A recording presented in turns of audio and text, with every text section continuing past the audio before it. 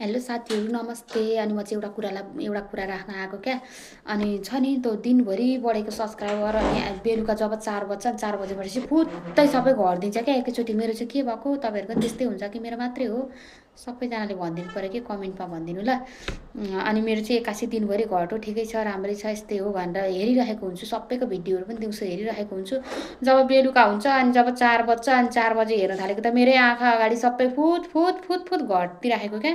त्यसरी पो घटिरहेको छ त हौ। अनि के भएको, सबैजनाको त्यस्तै हुन्छ कि मेरो मात्रै?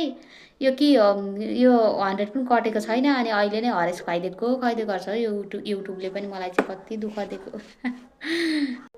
अनि नसक्नेलाई नै हेपे जस्तो भयो क्या यो भनेको चाहिँ। यो युट्युबले नि मलाई नै हेप्नुपर्ने चाहिँ किन? कि तपाईँहरूलाई नि त्यस्तै हुन्छ?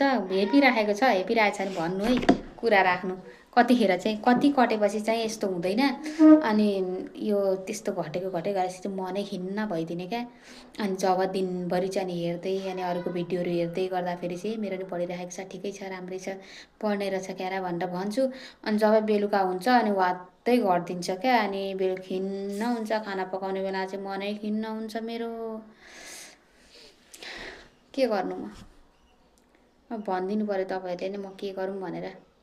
के गर्दा चाहिँ यस्तो हुँदैन क्या? मैले नजानेर पो हो कि? मैले भिडियोहरू क्लियर राख्नु नजानेर, लाउनु नजानेर पो हो कि? है, त्यस्तो नि हुनसक्छ नि त। मैले नजानेर हुनसक्छ। तपाईँहरूले सिकाइदिनु है, के भएको हो, कसो भएको हो। धेरै धेरै सब्सक्राइबर हुने मान्छेहरूले पहिलेदेखि नै चलाउनु हुनेहरूलाई त थाहा हुन्छ नि त, के भएर हो, कसो भएर हो भनेर। ल साथीहरू, यति नै है।